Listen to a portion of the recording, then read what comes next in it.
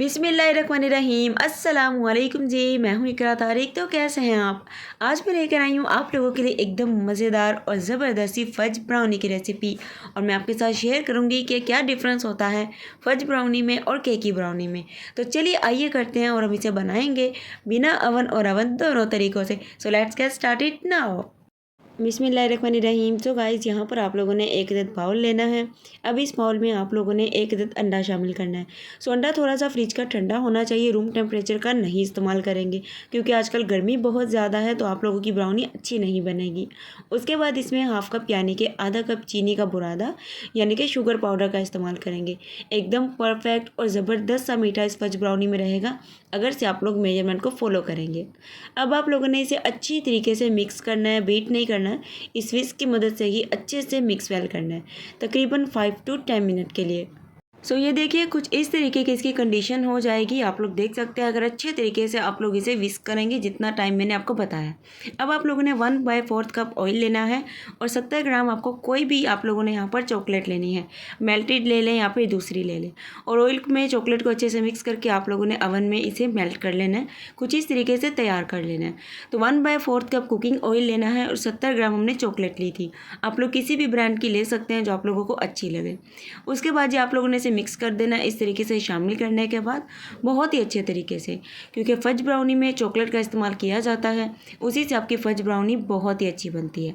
तो ये देखिए इस तरीके से आप लोगों ने अच्छे से इसे मिक्स वेल करना है। मेथड को अच्छे से फॉलो करिएगा तो आपकी फ़ज ब्राउनी बहुत ही कमाल की और बहुत ही अच्छी बनेगी और परफेक्ट बनेगी। सो ये देख सकते हैं आप लोगों को मैंने अच्छे से बता दिया कि आप लोग चॉकलेट कोई भी यूज़ कर सकते हैं जो आप लोगों को इजीली अवेलेबल हो।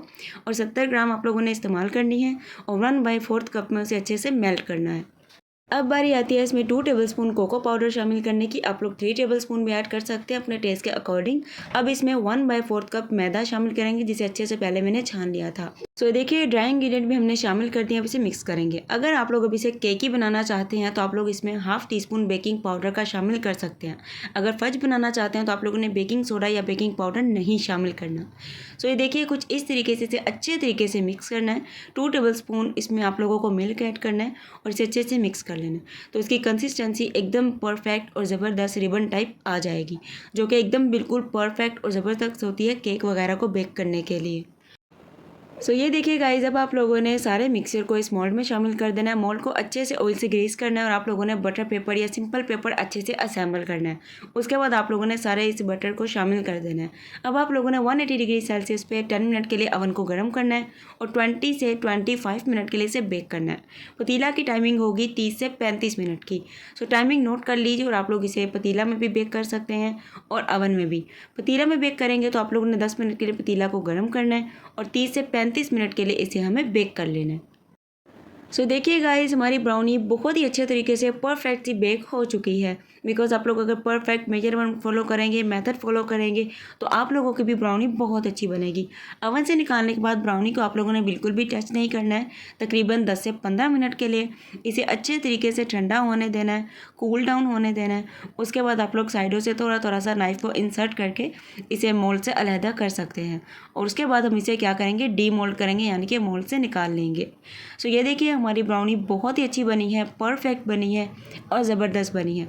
सो आप लोग भी जब इसे बनाएंगे ना तो आप लोगों की ब्राउनी भी बहुत कमाल की, उम्दा और ज़बरदस्त बनेगी। सो आप लोग साइडों से भी देख सकते हैं, ऊपर से भी देख सकते हैं कि ब्राउनी एकदम परफेक्ट सी बेक हुई है और बहुत ही कमाल की नीचे से केकी है और अंदर से बहुत ही ज़बरदस्त सी फजी सी तैयार हुई है।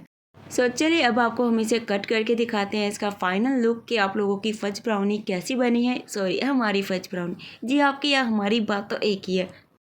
तो ये देखिए फ़ज ब्राउनी बहुत अच्छी बनी है या नहीं, ये आप लोग खुद देख सकते हैं। इसका फ़ज भी आपको शो हो रहा होगा कि ये बहुत अच्छी बनी है।